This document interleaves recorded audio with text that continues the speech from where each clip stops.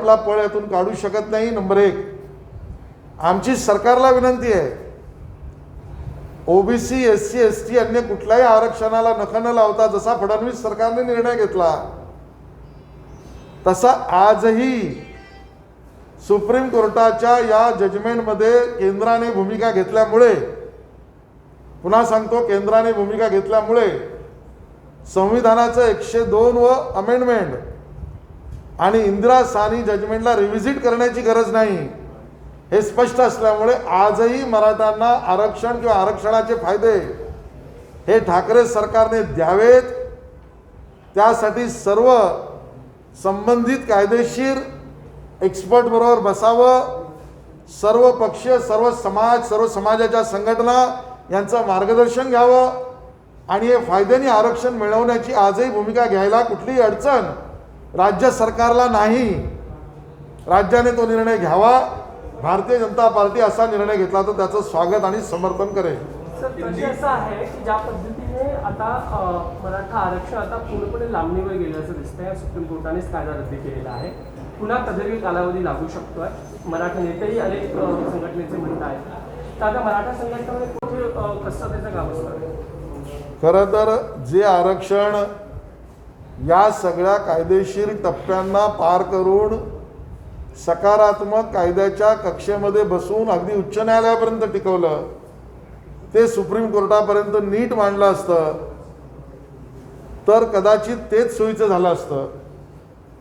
कारण या वेळेला अजून एक जास्त चांगली गोष्ट घडली ती म्हणजे केंद्र सरकारने सुद्धा सुप्रीम कोर्टामध्ये या मराठा कोट्याच्या आरक्षणाच्या बाजूने भूमिका घेतली आणि म्हणून या सगळ्या वेळेला वाचवण्याचं काम योग्य जर प्लीडिंग सुप्रीम कोर्टासमोर झालं असतं असं आमचं मत आहे तर बरं झालं असतं। पण आता पुन्हा या कार्यकक्षेत आणून देण्यासाठीचा दिरंगाई लागू नये म्हणून तातडीने राज्य सरकारने पावलं उचलावीत असं आमचं म्हणणं आहे। आशीष जी, हिंदी में भी जानना चाहिए, सुप्रीम कोर्ट के फैसले पे बीजेपी किस तरीके से देखती है इस पूरे फैसले को? आप खुद लॉयर है तो किस तरीके से एनालाइज कर रहे हैं इस फैसले को? भाजपा की आगे की भूमिका क्या होगी? सर, कोर्ट ने ये भी कहा है कि जो ये आपात स्थिति, आज जो सुप्रीम कोर्ट का फैसला मराठा आरक्षण से संबंधित आया है वो पूरा पढ़ने का मौका अभी तक हमें नहीं मिला। अच्छा ये होता कि अगर हम पूरा जजमेंट पढ़ने के बाद उसकी प्रतिक्रिया देते तो सभी बिंदुओं के ऊपर स्पष्टता लाने में और अच्छी बात होती, ऐसा हमारा मानना है। लेकिन जो जानकारी सुप्रीम कोर्ट के जजमेंट को जनता तक पहुंचाने वाले अलग अलग सोशल मीडिया प्लेटफॉर्म के तहत मिली है और उस आधार पर जो पढ़ा है उसके आधार पर मैं मेरा वक्तव्य रख रहा हूं और इसमें एक बात स्पष्ट दिखाई पड़ती है कि जो आरक्षण भारतीय जनता पार्टी के देवेंद्र फडणवीस सरकार ने मराठा समाज को सोशली इकोनॉमिकली बैकवर्ड क्लास इस गट में, इस क्राइटेरिया में हो सकता है इस प्रकार का करने का निर्णय किया, उसके लिए कमीशन यानी सोशल मागासवर्गीय आयोग की निर्मिति की और उसके पहले आयोग के सामने जो रिपोर्ट मराठा समाज के लोगों को सोशली इकोनॉमिकली बैकवर्ड क्लास में गिना जा सकता है या गिनना चाहिए, उसके लिए क्वांटिफाइबल डाटा और हिस्टोरिकल रेफरेंस कलेक्ट करने के लिए प्रोफेशनल एजेंसी, कोई एनजीओ और संस्था और संपूर्ण राज्य के जनता से विविध संगठनों के माध्यम से इकट्ठा करने के बाद वो वॉल्यूमिनस रिपोर्ट बनाया। फडणवीस सरकार ने उस वॉल्यूमिनस रिपोर्ट का रेटिफिकेशन कमीशन के सामने अलग अलग विटनेसों ने अपनी साक्ष्य देने के बाद वो रेटिफाई हुआ। महाराष्ट्र के विधानसभा में उसको कानूनी स्नाते रखा गया, वो सर्वसम्मति से पारित हुआ। बाद में इसको जिन्होंने चैलेंज किया मुंबई हाईकोर्ट में, उस मुंबई हाईकोर्ट में भी इस आरक्षण को जो विरोधियों ने चैलेंज किया था उसमें से भी सही प्लीड करके उस आरक्षण को मेंटेन किया और जो सुविधाएं जॉब में और एजुकेशन में दी थी उसको भी कंटिन्यू की गया। इस प्रकार का जजमेंट मुंबई हाईकोर्ट से आया।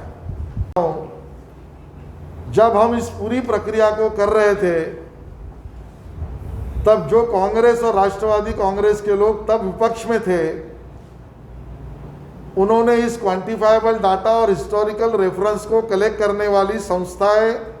प्रोफेशनल एजेंसी और रिपोर्ट,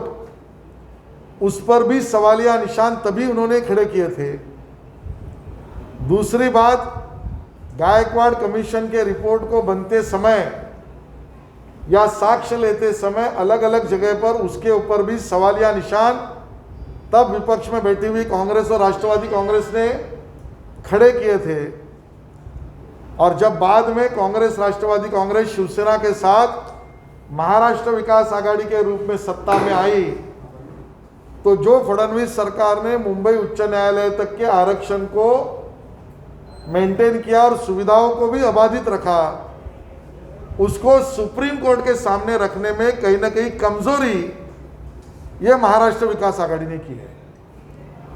और उसका मूल जो है वो पहले से उन्होंने गायकवाड़ कमीशन और इस क्वांटिफाइबल डाटा और हिस्टोरिकल रेफरेंस का विरोध तब भी किया था, रिकॉर्ड पर।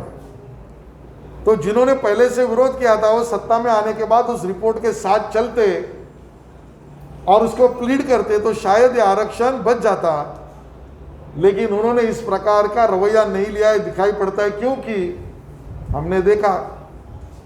सुप्रीम कोर्ट के कुछ हियरिंग में महाराष्ट्र विकास आघाड़ी के सरकार के तरफ से काउंसिल वहां पर समय पर नहीं पहुंचे। हमने देखा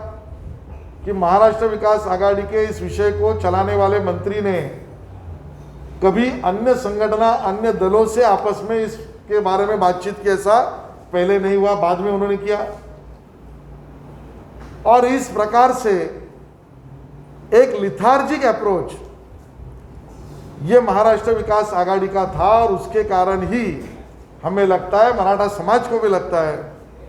कि अपनी बात सुप्रीम कोर्ट को पहुंचाने में हम कमजोर पड़े, राज्य सरकार का फेल्योर है। इस समय पर और एक अच्छी बात हुई जो पहले के आरक्षण में नहीं हुई थी कि केंद्र सरकार ने, सॉलिसिटर जनरल तुषार मेहता जी ने केंद्र सरकार के तरफ से इस आरक्षण के समर्थन की भूमिका रखी, इस कोटा को मेंटेन करना चाहिए भूमिका रखी। और एक बात ध्यान में आई कि एडवोकेट जनरल के वेणुगोपाल जी, उन्होंने कॉन्स्टिट्यूशनल 102nd अमेंडमेंट के तहत नेशनल बैकवर्ड कमीशन को ओबीसी लिस्ट में किसी समाज को लाना है तो लाने का अधिकार वो भी अबाधित रखा।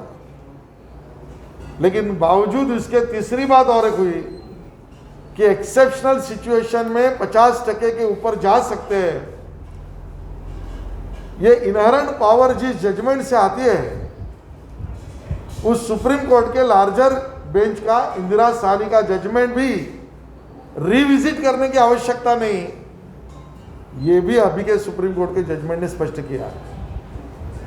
लेकिन कहां कमजोरी हुई, तो जो क्वांटिफाइबल डाटा, हिस्टोरिकल रेफरेंस के एक्सपर्ट्स के रिपोर्ट में आया, जो गायकवाड़ कमीशन ने रेटिफाई किया, जो मुंबई हाई कोर्ट ने एक्सेप्ट किया, वो सुप्रीम कोर्ट के सामने रखने में, एक्सेप्शनल सिचुएशन के बारे में या कमीशन की जानकारी रखने के बारे में महाराष्ट्र विकास आघाड़ी की सरकार फेल हो गई, कमजोर पड़ गई और समाज में भावनाएं उसके कारण यह आरक्षण नहीं बच पाया। हमारी सरकार से मांग है, राज्य सरकार से मांग है,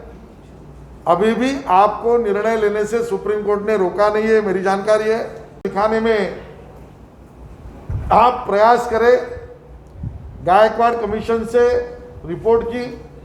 पूरी स्टडी करें, उसके ऊपर और भी कुछ जानकारी कलेक्ट करनी चाहिए, तो उसके लिए भी भारतीय जनता पार्टी समर्थन और सहयोग करने के लिए तैयार है। लेकिन ओबीसी, एससी, एसटी के आरक्षण को कहीं पर भी तकलीफ न देते हुए मराठा समाज को एससी बीसी में आरक्षण देने के लिए जो जो कदम राज्य सरकार उठाना चाहिए, यह हम मांग भी करते हैं और उसका समर्थन और सहयोग भी करते हैं। सर, कुछ चीजें ऐसी हैं जो बिना कानून बनाए या सीधे सीधे आरक्षण दिए बिना भी किए जा सकते हैं, तो क्या लगता है आपको किस तरह की सुविधाएं या किस तरह के फैसले लिए जा सकते हैं जो कम्युनिटी को राहत दे पाए आरक्षण होने तक या आरक्षण हुए बिना? मुझे लगता है सुविधाओं की आवश्यकता समाज को तो पहले दिन से है, अभी आवश्यकता एडमिशन के पहले भी है। सुविधाएं ये आरक्षण से ही कानूनन कार्यकक्षा में बनी है, लेकिन कानून के बिना भी अगर सुविधाएं देने की बात अगर राज्य सरकार सोचती है तो हमारी उसको नकारात्मकता नहीं है। लेकिन राज्य सरकार से हमारा निवेदन है, सभी मराठा संगठनाएं, सभी दल,